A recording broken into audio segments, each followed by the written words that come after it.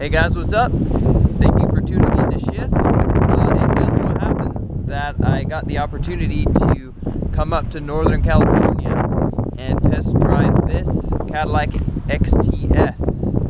So let's go ahead and get started. I'll give you an in-depth review and I'll tell you my thoughts about it.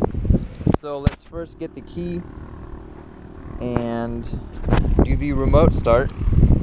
So what we're gonna do is lock it first once and then hold the remote start for 4 seconds. It'll start right up. Then you just put the key in your pocket, go over to the door. You have to be about 2 feet away for this button to work. You just press this button, it unlocks it, and you're ready to go. Alright, now before we go on a drive, I just wanted to show you guys some of the features and clarify what the griping about this Cadillac infotainment system is, because basically everyone complains about you not being able to physically touch buttons, and I get that, but as you can see, it does work fairly well. Now in order to use these buttons correctly, you have to use the bottom of your finger. You can't use the fingertip because it won't register. As you can see, it doesn't want to work with the tips of your fingers. So as long as you go like this, it'll register with actually a vibration on the button area where you touch, which is pretty cool. It's not the most accurate because if you accidentally press it like that, obviously it's not going to go. So just keep in mind to use the base of your finger.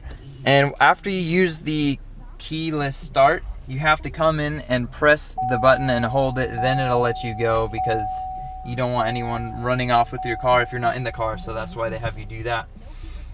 So again, heated seats, 3 different levels, and then you have cooled seats up front as well, 3 different levels of that. 2, you have your standard auto and dual climate control for both the driver and the passenger. You do have a GPS navigation system. I've noticed this system is very smooth on the highway. Basically, when you're going along, it doesn't jitter along like that. It's actually one smooth movement. So it seems to be a good navigation system. You also have Bluetooth connectivity. As with most other vehicles nowadays, you have climate control. What I just showed you, back to the navigation. To your phone, you can hook up your phone like I have here. You can use the voice control, you can put contacts in. Here we have your hazards, your ESP off, and your parking aids. And another thing that is pretty ridiculous in this car is the glove box. Now here we have the glove box button, so we're gonna go ahead and press that. Opens it up just fine, no problems. Do whatever you gotta do, put stuff in there, take stuff out, and you go to close it, and it doesn't close all the way. See that? It bows out.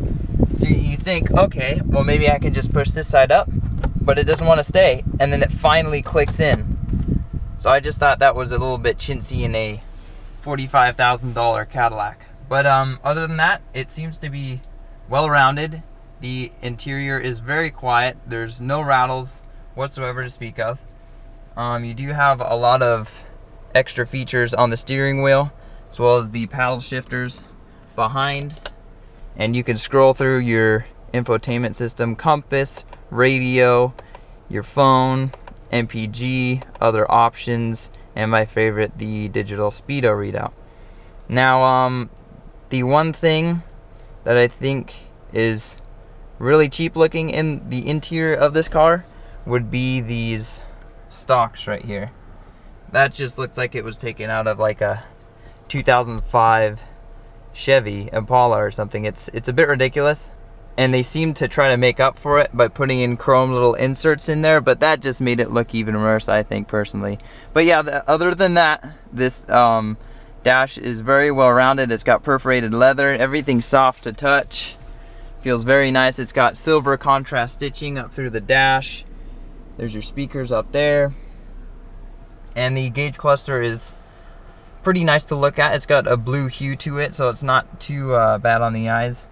And it does come with a Bose audio system. Here we have your standard drives: park, reverse, neutral, and drive.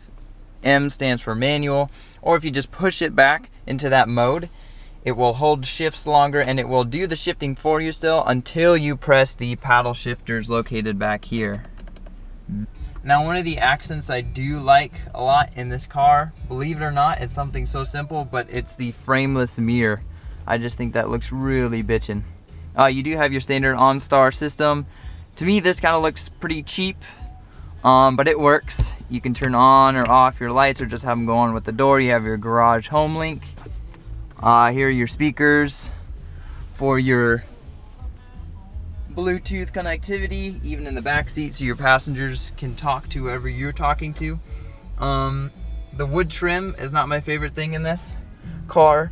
I do like the metal trim. It might be a plastic with a coating that makes it look like metal, but I think it works for the most part. I'd like to see carbon fiber here and up here, maybe along here, but that's not what this car is about.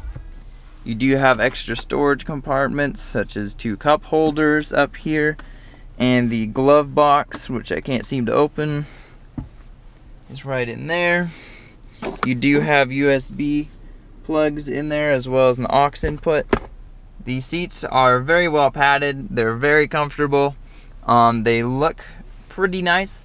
One cool feature is if you push this headrest, you can either push it forward or push it back. So let's go ahead and walk around the car.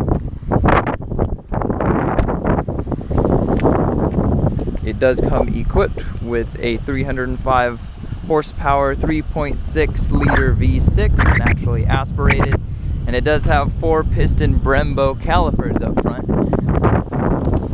along with some nice alloy wheels. Let's go ahead and pop the trunk.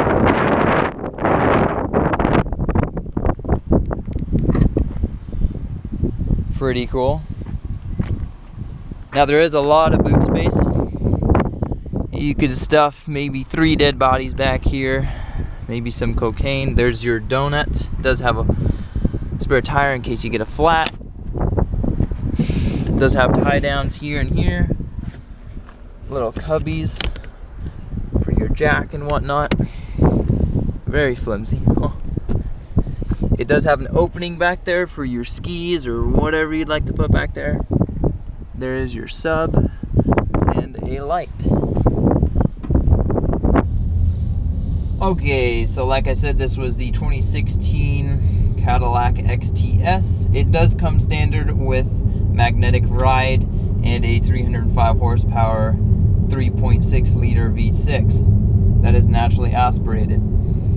Now, I originally didn't think that would be enough for a car of this stature, but once it's paired with the magnetic ride and other lightweight parts, it seemed to actually hold itself pretty well through the corners. I was actually amazed at how little body roll there is once you get into a tight corner. Now let's go ahead and put it in manual mode, which is technically just sport if you push it back into the M mode.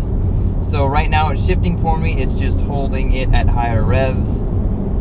So I'm in the power band more often.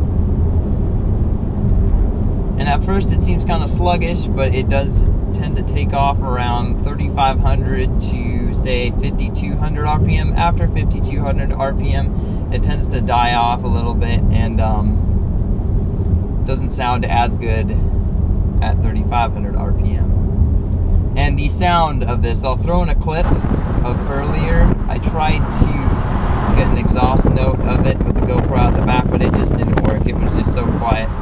You couldn't hear anything. So the main noise you hear from the engine would be the induction noise, and that's actually a pretty cool noise when you're going through the canyons and whatnot, especially if you're in second and third gear right in the power range. It tends to give a nice throaty intake sound. So if we kick it down to second gear and we're at 4,500 RPM, let me crest this hill so I don't hit anyone, and punch it.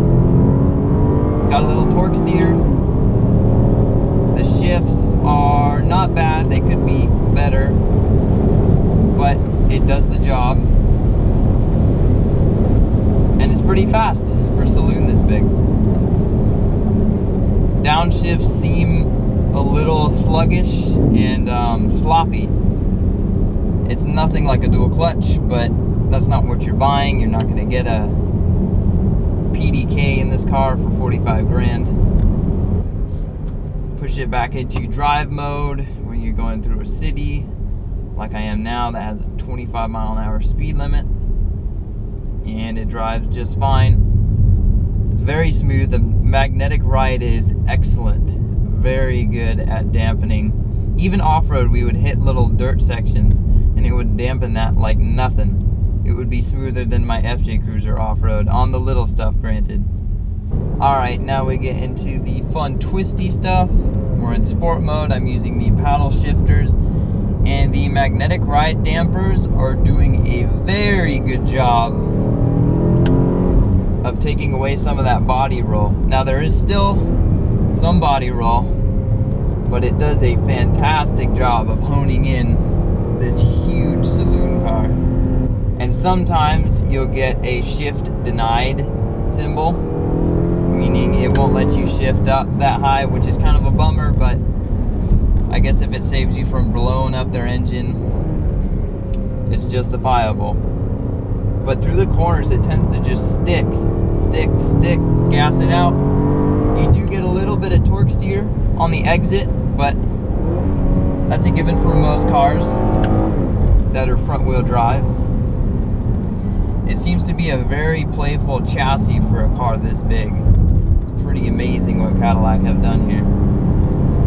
Now, something I wish they would have done with the paddle shifters is make them metal. That alone would have given them that much better of a feel. The click seems to be good and positive, and there's no play whatsoever really that seems to make it laggy. The lagginess is in the whole process of the transmission changing the gear, which isn't too exciting by any means, but it gets the job done. So back on the twisties again in manual mode.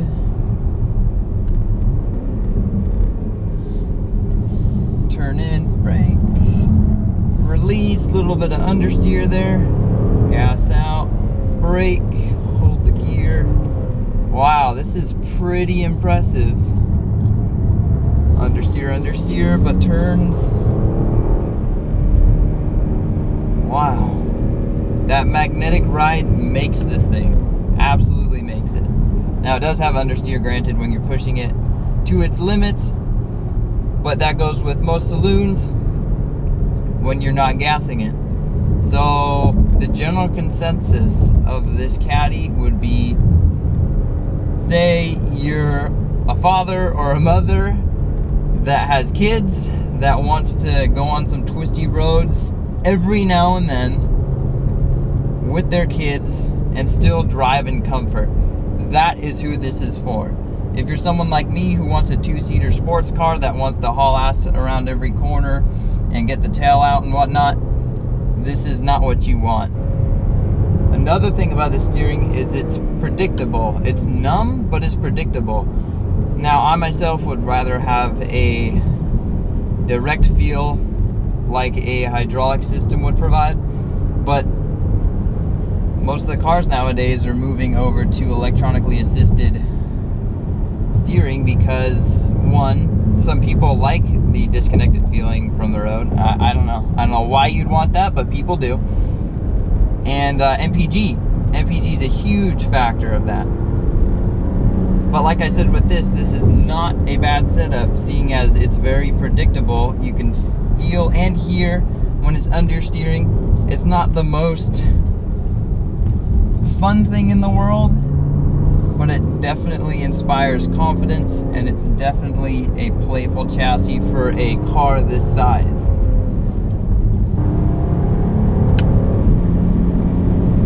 Alright guys, thanks for watching. Stay tuned for more. If you'd like to see the write-up of this on my website, go to shiftsupercars.com. It'll be in the link below.